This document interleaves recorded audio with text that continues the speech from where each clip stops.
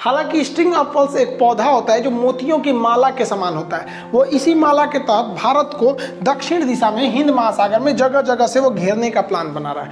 वो ये प्लान रच रहा है कि ऊपर में इस साइड में चाइना और पाकिस्तान भारत को घेरे हुए हैं ऊपर में, और नीचे से नौसेना से वो घेरना चाहता है। ऐसा नहीं है कि भारत हाथ पर हाथ रख के बैठा हुआ है, भारत भी इसको काउंटर करने के लिए एक लोहे की चादर नामक योजना पर काम कर रहा है जिसका नाम है आयरन कर्टेन, लोहे का पर्दा या चादर। तो आज हम इन दोनों योजनाओं को समझते हैं, स्ट्रिंग ऑफ पर्ल्स और आयरन कर्टेन, इन दोनों को किस तरह से दोनों काम कर रहे हैं सब। चाइना का मंसूबा बहुत खतरनाक है, वो चाहता है कि एशिया का अकेला दबदबा वो बना सके। इसलिए चाइना क्या कर रहा है, वो चारों ओर नौसेना लगाकर और अपने को घेरना चाह रहा है, क्योंकि इंडिया को घेरना चाह रहा है। क्योंकि अगर देखेंगे तो ऊपर में तो चाइना है और इस साइड पाकिस्तान है, तो ऊपर से तो इंडिया इन्हीं दोनों से घिरा हुआ है। अब इस साइड में वो जगह जगह पर अपना विस्तार करते जा रहा है, इन देशों में अपनी नौसेना के पहुंच बनाते हुए, श्रीलंका यहाँ पे इधर लेते हुए इस साइड से पूरा इस तरह से भारत को घेरने के प्लान में है। तो हम एक एक करके इन सभी देशों को देखते हैं और ये समझते हैं कि भारत का जो आयरन कर्टेन है ये काम कर पाएगा कि नहीं। तो इसमें जो चाइना का सबसे महत्वपूर्ण पार्ट है वो ग्वादर बंदरगाह है। तो ये ग्वादर बंदरगाह यहाँ पर है। अब ये ग्वादर बंदरगाह से यहाँ से सीपीईसी सड़क जा रही है, चाइना पाकिस्तान इकोनॉमिक कॉरिडोर।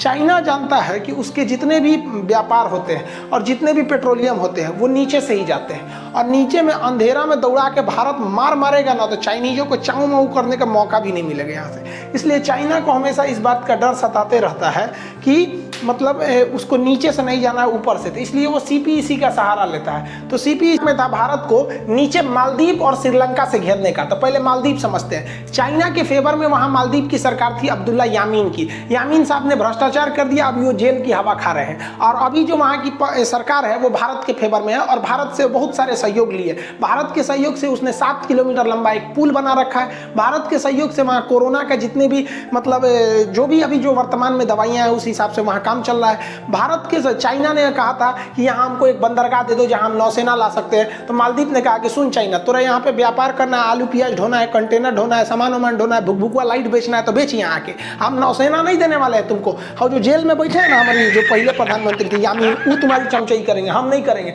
तो यहाँ से तो चाइना की नौसेना गई। अब भैया व्यापार करो तो क्या दिक्कत है, चाइना की जहाजें तो मुंबई बंदरगाह में भी आती है, तो तुम्हारे जहाजों से दिक्कत थोड़ी है, दिक्कत तो तुम्हारी नेवी से है। मर्चेंट नेवी तुम्हारा ले आओ ना, क्या दिक्कत है। चाइना की मर्चेंट नेवी तो कलकत्ता बंदरगाह तक आती है और हमारी भी मर्चेंट नेवी जाती है उसके बंदरगाह तक जाती है, तो उससे कोई दिक्कत नहीं है। अब चल रहा था उस समय से लेके, लेकिन अभी की बात इस पे रहते हैं। हम्बनटोटा श्रीलंका का निचला बंदरगाह है। चाइना ने कहा कि यहाँ एयरपोर्ट बना दो और बंदरगाह बना दो, करोड़ों रुपया आएगा तुमको और हमारा कर्जा भर देना। और श्रीलंका को पता ही नहीं भाई एयरपोर्ट कॉमर्शियल जगह पे चलता है। अब हर जगह एयरपोर्ट सक्सेस थोड़ी हो जाता है। अब सब जगह का दिल्ली मुंबई एयरपोर्ट थोड़ी हो जाएगा। बहुत से एयरपोर्ट है आधा किराया नहीं निकलता है उन लोग का वहाँ पे। अब वो चाइना ने यहाँ से बना दिया और लंबा चौड़ा कर्जा थोप दिया। जब कर्जा नहीं दे पाए तब वो कहा कि भैया एक काम कीजिए कि ये बंदरगाह हमको दे दीजिए संचालन के लिए। तो बंदरगाह ले लिया वहाँ पर। बाद में भारत के दबाव में आके चाइना को श्रीलंका ने कह दिया कि भैया हम आपकी सेना रखने नहीं देंगे यहाँ पर। लेकिन चाइना फिर भी वहाँ पे कर्जा दे रखा था, इसलिए कह दिया कि हमारी नौसेना की जहाज़ों को यहाँ पर फ्यूल पेट्रोल वगैरह भरने को दे दिया जाएगा। लेकिन वहाँ का एयरपोर्ट अभी भी खाली है। अब श्रीलंका चाइना को लग रहा था ना, उसने जिबूती में अपना सैन्य अड्डा ले लिया है, तो बहुत बड़का तीर मार दिया है।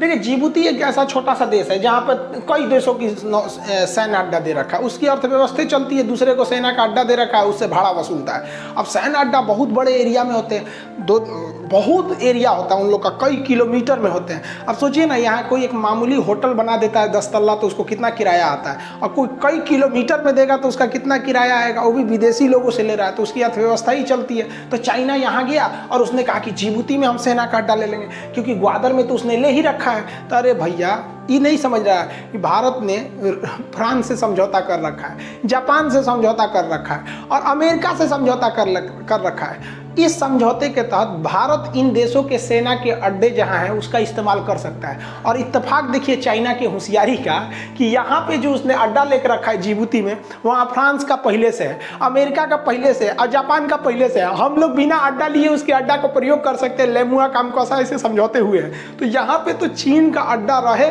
न रहे कोई फायदा नहीं है, कि युद्ध की स्थिति में भारतीय सेना वहाँ जाके बैठ जाएगा, नौसेना वायुसेना सब बैठ जाएगी, आराम से खाते रहेगी। फ्रांस वाला से कहेगी भाई